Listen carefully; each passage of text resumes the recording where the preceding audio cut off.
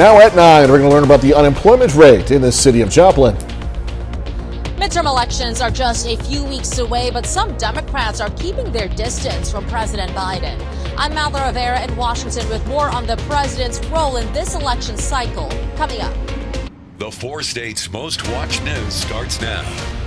Thank you for joining us tonight. I'm Jordan Albee. A Southeast Kansas man is fighting for his life after an attempted murder and robbery. Fort Scott police released information today, but the crime happened on September 24th. Authorities responded to the 400 block of Andrick in Fort Scott. They found 39-year-old Kenneth Bevins lying in the grass with multiple injuries.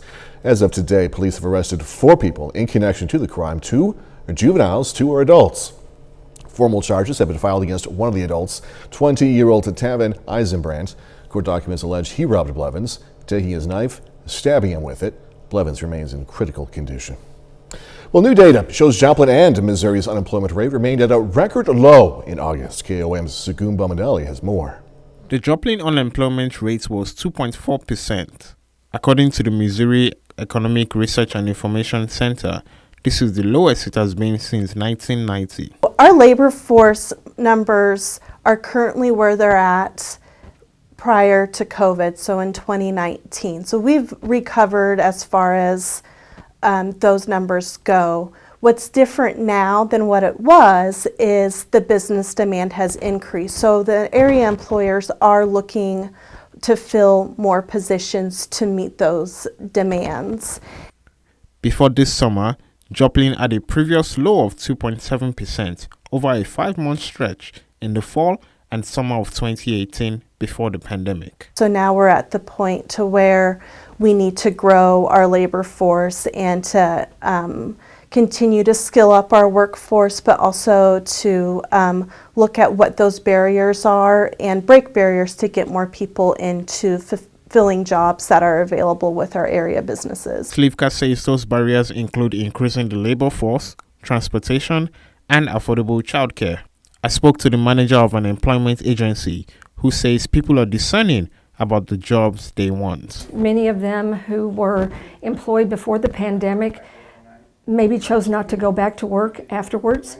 So our workforce is changing. Many of them are younger, and they are just looking for different types of jobs. They're a little more discerning in what they do and when. Warren says certain jobs are seeing more interest than others.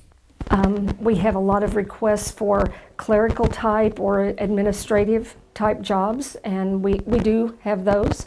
But we also are seeing an uptick in people wanting manufacturing jobs.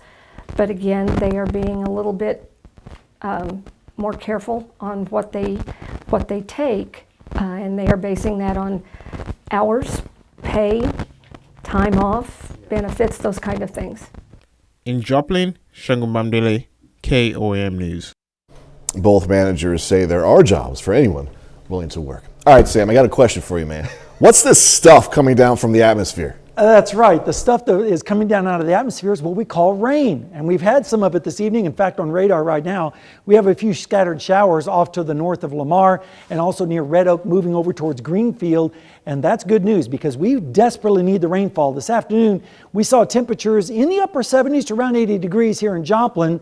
Lower 80s out to the west, like in Chanute with 81 today, 80 in Yates Center. A little bit cooler down in Oklahoma where the clouds moved in a little bit earlier and also the rain moved in a little bit as well. And then now we're starting to see temperatures dropping into the 60s across the area, 67 in Columbus, 66 in Miami, and 67 over there in Monette. Winds today were a little bit gusty out of the south, but that was bringing up the moisture from the south, so that's pretty good news. Here's a look ahead. We're going to have some rain finally returning to our area with some severe storms possible.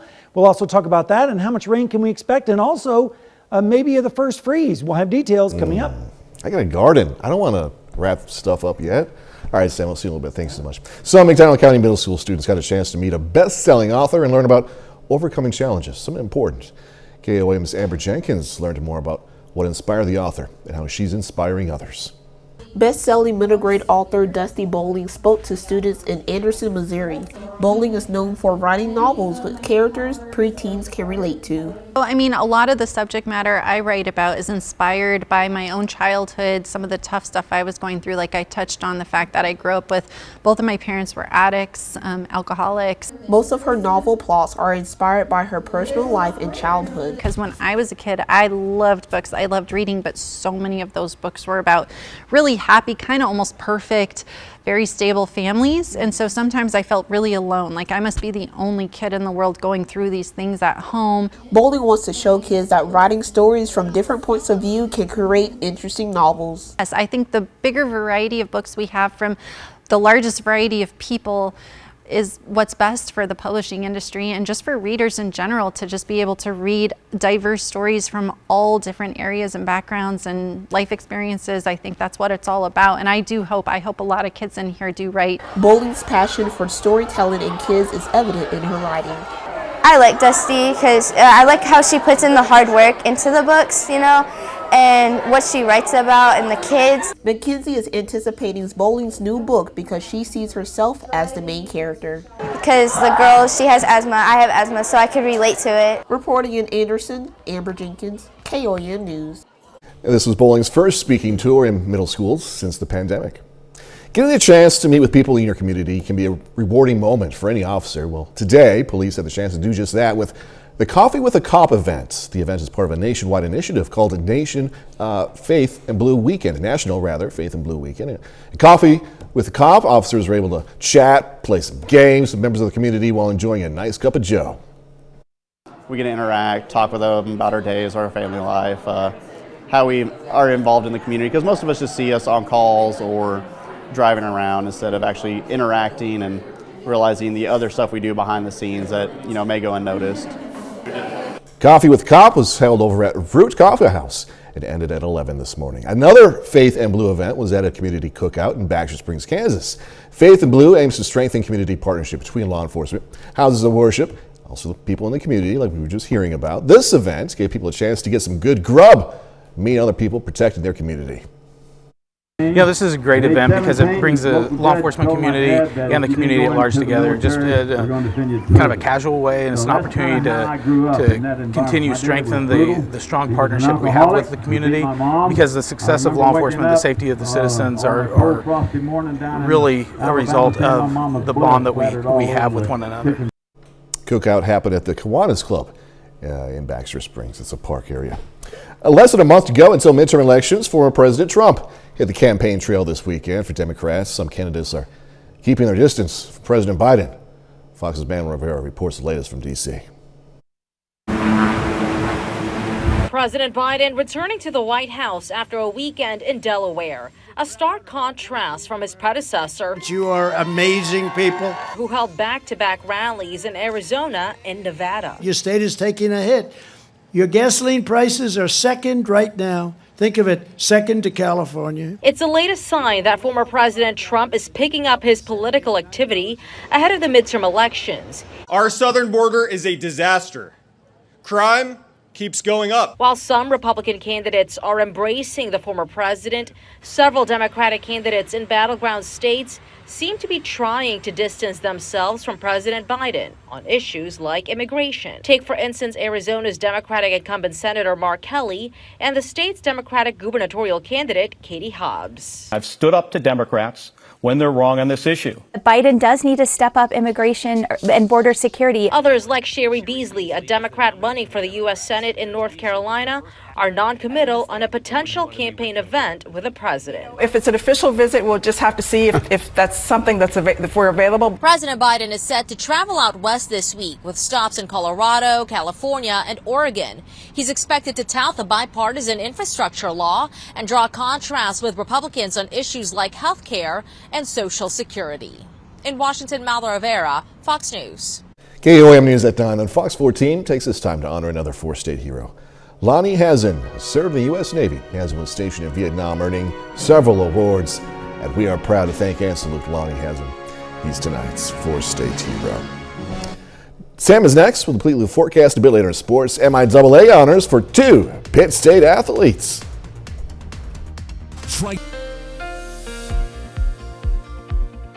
Well, friends, we had a pleasant weekend across the area, and this afternoon it was mostly nice, and then the clouds started rolling in and the showers began. But I don't think anyone's complaining about that, as we've been dry for quite some time. Right now, out at Indigo Sky Casino and Resort in Seneca, Missouri, pretty nice evening. They had some rain earlier this evening as well. We're going to see a little bit more in the rainfall over the next 24 to 36 hours, and that is good news. Here's a look at something we haven't seen in a while, some wet pavement on our tower cam in Joplin. We made it up to 80 degrees today, starting out at 57, which was above normal, but we weren't close to the records of 92. And look at that, we can get as cold as 30 degrees this time of year, like they did back in 2000. So far this month, we've had 8 days above normal on our temperatures, and then 2 days below, and it looks like we're going to be right around normal for most of the week, so that's good news.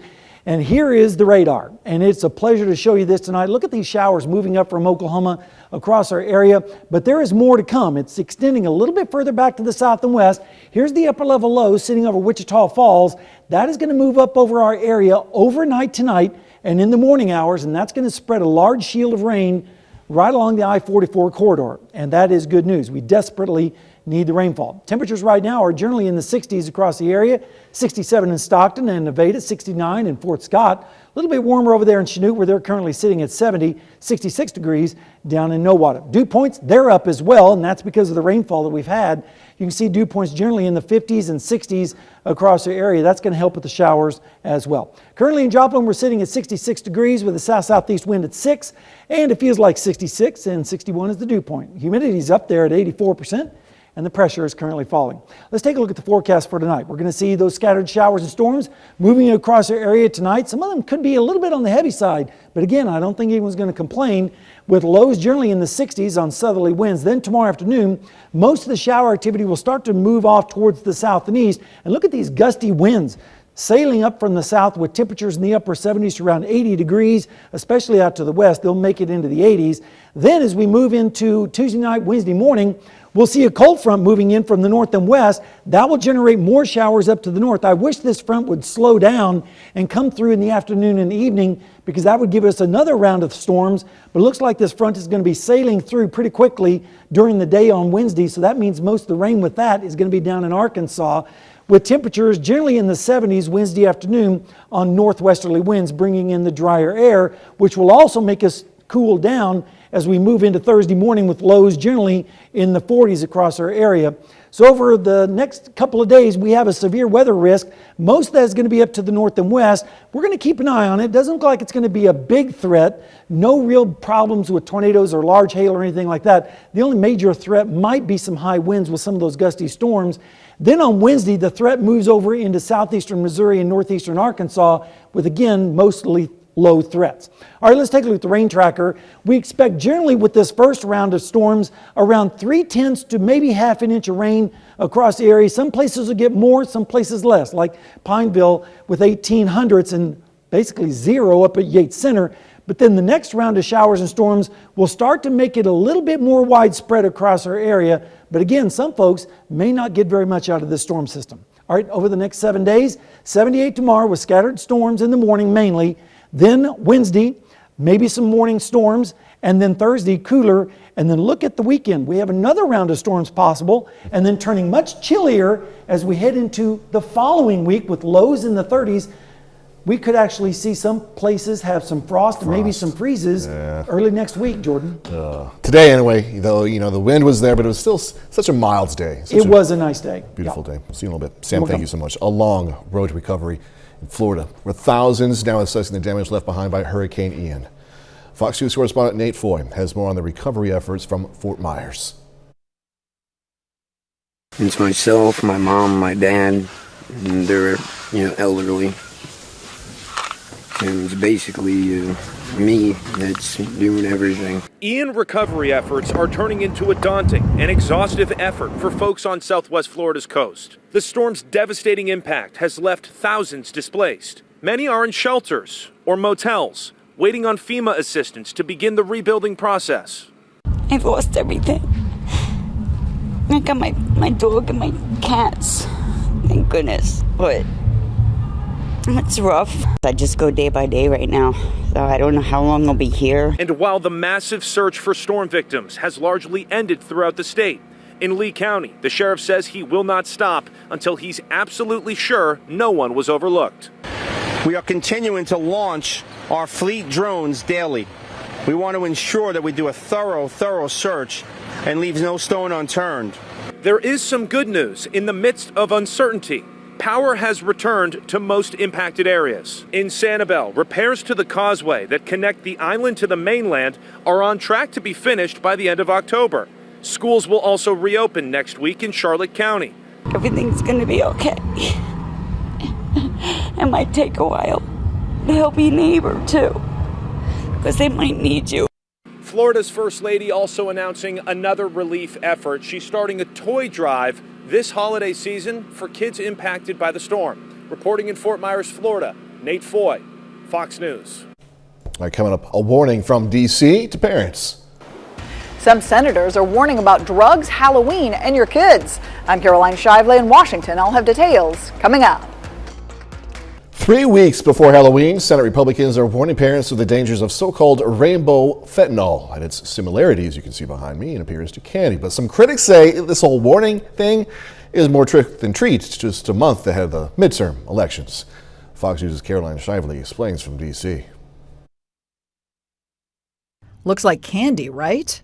But according to the DEA, it's just the latest trick cartels are using to disguise drugs. Nicknamed Rainbow Fentanyl, the Drug Enforcement Agency announced it had seized 15,000 of the colorful pills in a New York bust late last month, some of it hidden in a Lego box. But the drug in all of its forms is exploding across the U.S. From May to September, the DEA conducted 389 investigations in 201 cities. We seized over 10 million fake pills and 982 pounds of fentanyl powder across all 50 states. That is enough to kill 36 million Americans. The warning coming just weeks before Halloween has some parents worried that rainbow fentanyl will show up in their children's candy bags as they trick or treat.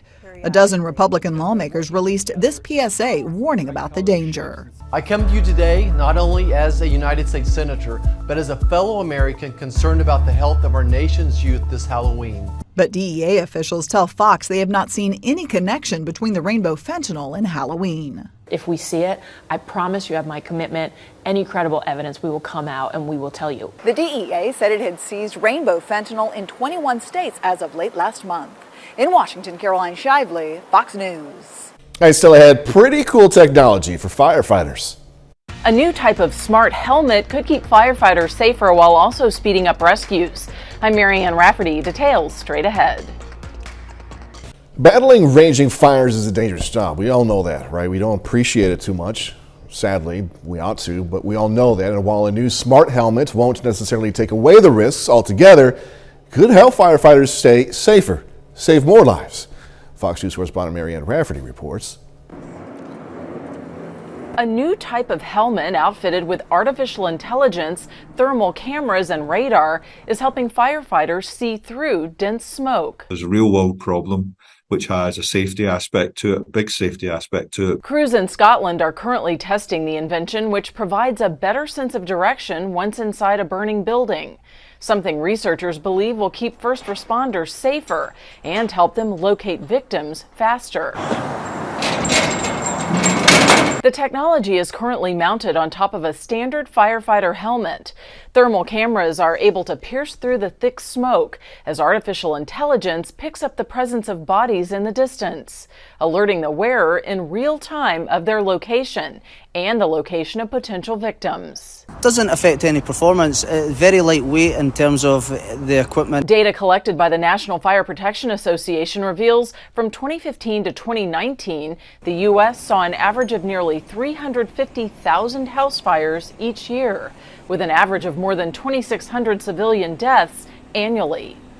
Meantime, officials from the San Francisco Fire Department say smoke from fires gets so thick it can turn the inside of your home pitch black in roughly 4 minutes. So to have this integrated within either a visor or a helmet would be a massive advantage. In the future, researchers hope to build the technology right inside of the helmet, while also giving the headpieces the ability to craft 3D maps for the wearer.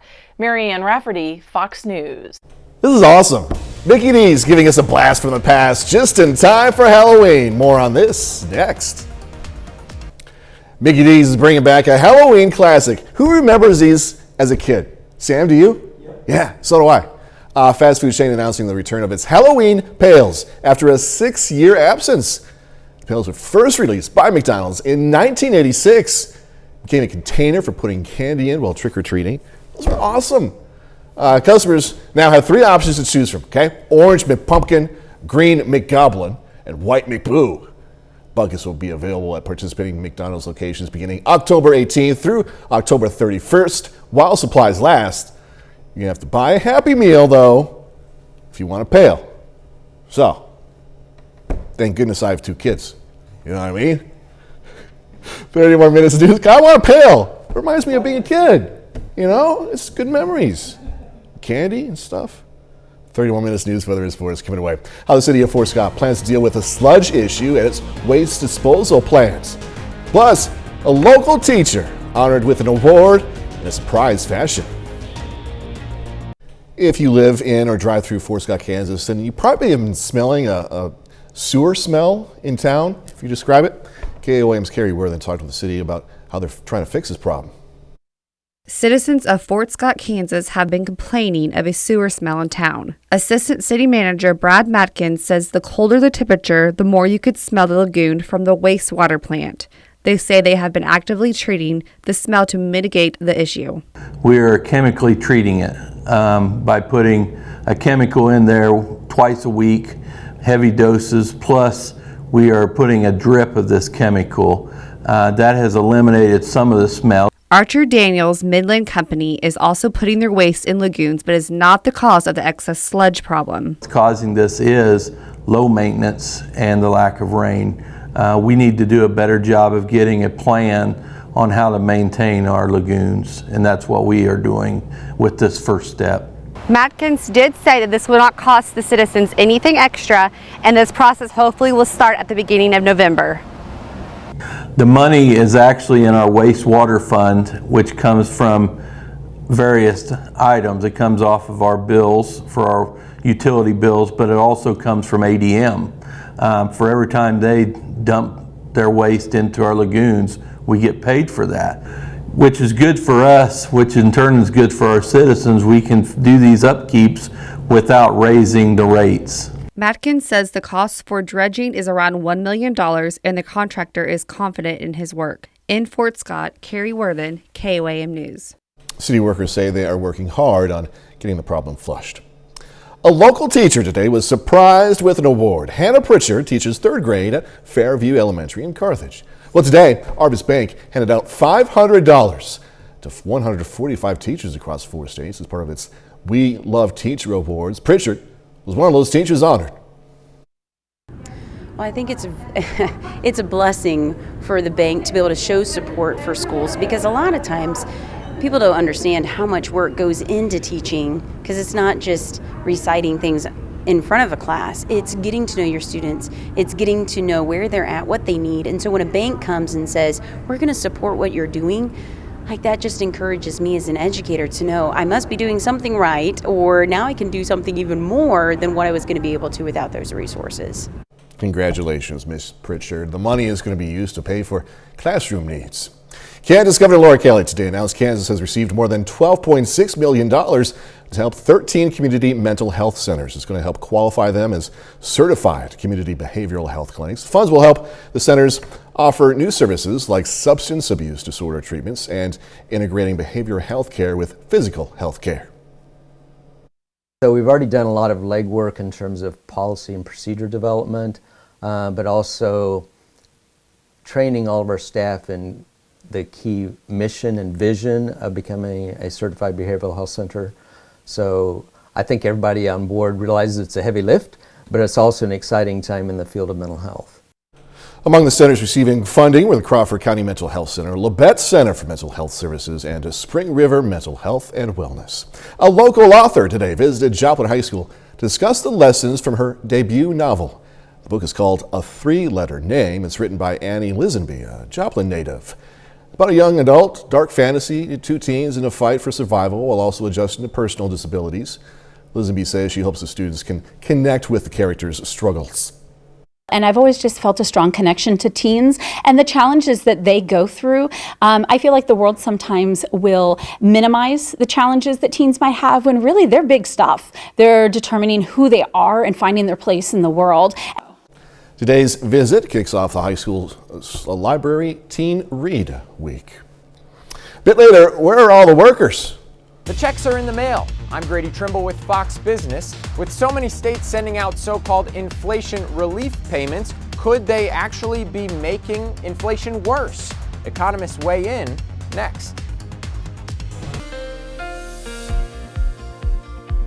Well, after a perfect weekend, we're now starting to get some rain in the area, and some folks would call that perfect too, including myself, as we've been in a drought for so long. And right now we're looking outside at Indigo Sky Casino and Resort down in Seneca, Missouri. Pretty nice evening shaping up down there. We've had some rain so far. You can see that on our tower cam. Look at the wet pavement here in the Joplin area. The showers have ended temporarily, but they're going to be back a little bit later. We'll show you on radar. We made it up to 80 today, starting out at 57, which was above the normals. And of course, we weren't anywhere close to the records set on this date. Here's a look at the radar. You can see the showers moving across northeastern Oklahoma, moving up into southwestern Missouri, now starting to move over towards the Springfield area. But there are more storms developing back down into Osage County, down towards Pawnee. And if we take a wider view, you can see this is all part of an upper level low that's sitting over Wichita Falls that's going to move up to the north and east tonight along I-44. So we're going to see those showers and storms return to our area. So it's good sleeping weather with the rain falling overnight. All right, let's take a look at the temperatures right now. We're generally in the 60s across our area. A few 70s thrown in, like at Fort Scott, as well as Chanute. Elsewhere, it's pretty much in the 60s, 64 currently degrees over in Neosho. Dew points, they're up too. That's because of the rainfall that we've had over the last few hours. 59 in Yates Center, 61 in Commerce, and 54 down in Anderson. Right now in Joplin, we're sitting at 66 with a 66 dew point, or 61 dew point. It feels like 66 with a humidity of 84%, and the pressure is currently falling. Here's the forecast for tonight, and it's a pleasure to show you this because look at all the rain that we're expecting to occur overnight across our area. And then as we move towards the morning hours, we'll see temperatures in the 60s on southerly winds. Then as we go through the day tomorrow, those showers will start to move off towards the east. So we'll jump up into the upper 70s to around 80 degrees, especially out to the west. But notice the winds really howling out of the south tomorrow. So be aware of that because we still have a fire danger, especially in southeastern Kansas.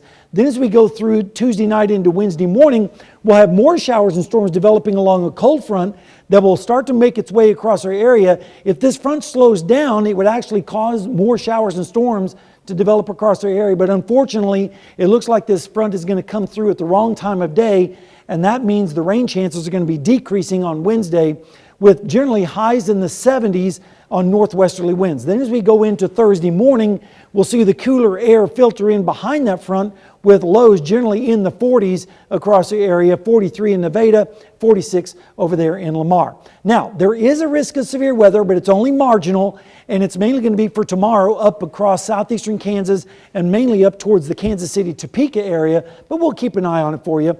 And the risk factors are pretty low for all types of severe weather. Tornadoes, large hail, high wind, and heavy rain.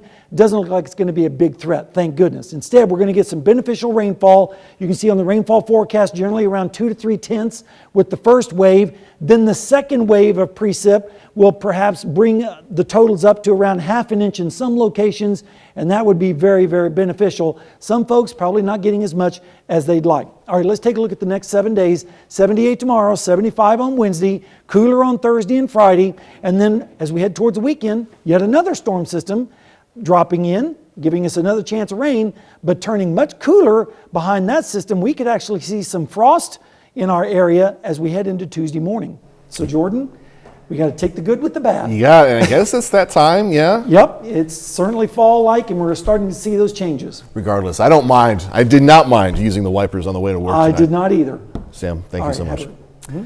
Coming up in sports, Kansas City hosting division rival Las Vegas, plus 2 Pitt State athletes earning MIAA honors. Danny Terzer has these details next.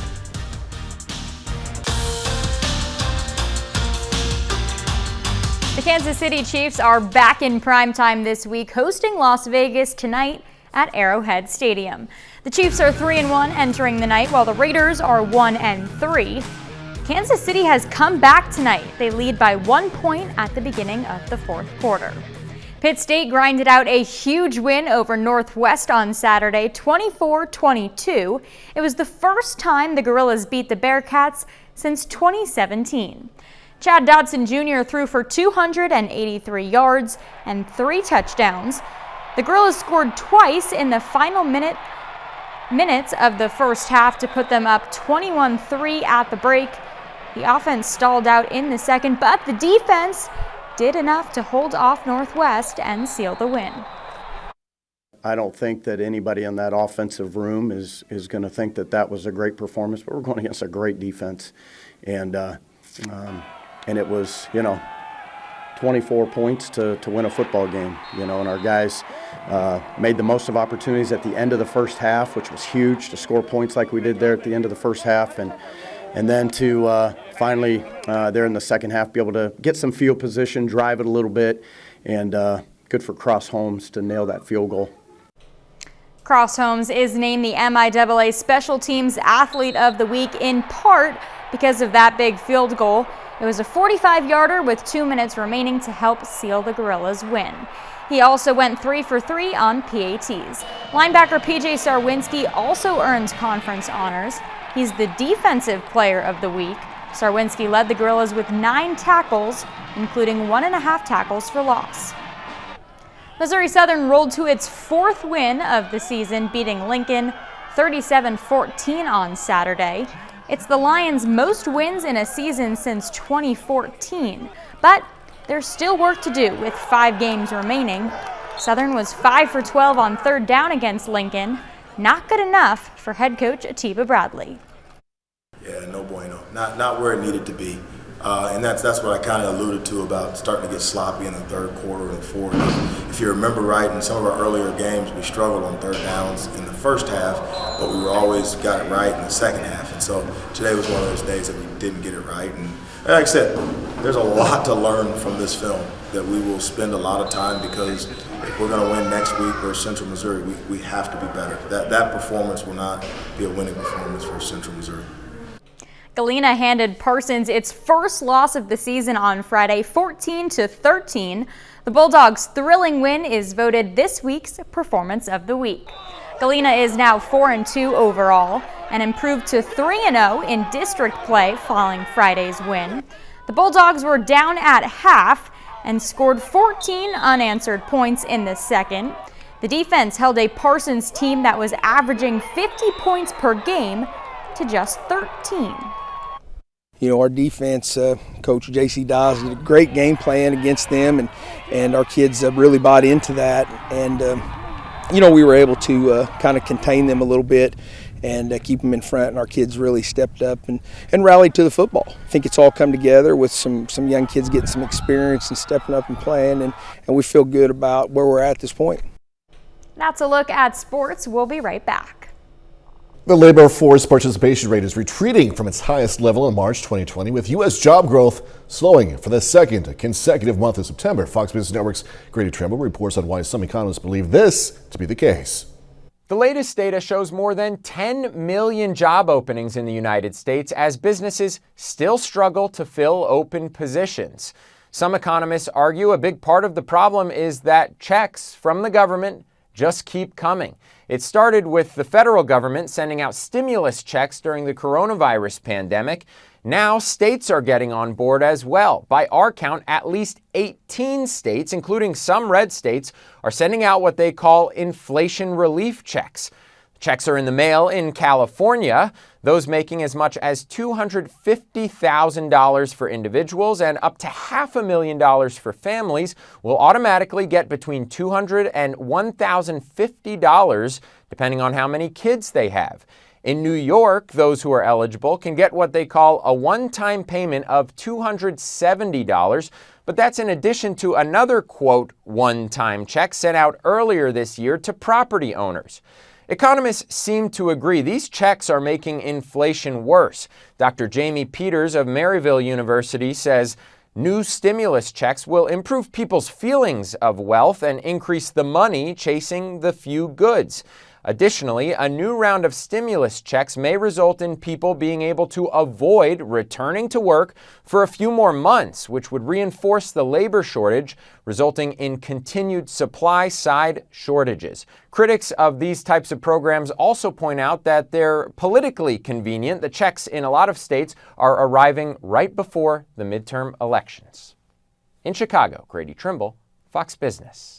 Coming up, going to check out all the entertainment coming your way this week right here on Fox 14. Special guests join all new episodes of hit Fox series this week. Here's Fox's Ashley working with a look at what's coming up on the TV lineup this week. A musical theater icon on The Masked Singer, sports legends on Hell's Kitchen. Here's what's hot on Fox. Hurry, I can hear him moaning under there. Okay. First, Monday on 911, emergencies include the 1A team racing to save a bird watcher trapped under a tree. What are you looking for now? While Buck opens the door to a year of saying yes to possibilities. Are you looking for cleaning service?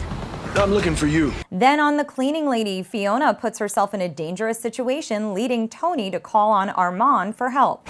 I am worried about you. Tuesday on The Resident, Andrew McCarthy's Dr. Sullivan has surgery on a Jane Doe NICU patient, while Conrad has the day off to spend time with Gigi. Ready to go. On Monarch, the Romans grapple with past secrets while also deciding to move forward with their traditional family Christmas special. You can't sing. Wednesday, The Masked Singer takes a cue from special guest Andrew Lloyd Webber, who also performs and joins the panel.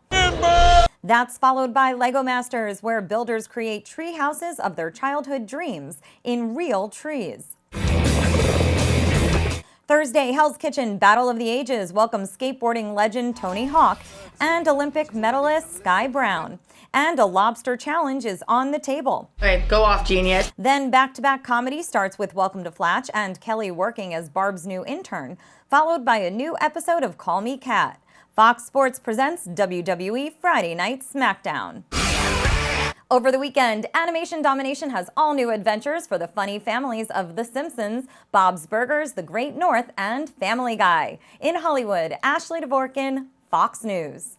And that's our time for tonight. Thanks so much for joining us. Gonna leave you tonight with these cute guys. Video of Bengal tiger cubs at a Chinese zoo. We're just gonna say Chinese zoo because I can't pronounce the name of that zoo. I'm just gonna leave it there. Hey, they're cute anyway, right? Be safe. Do this all again tomorrow. See you then.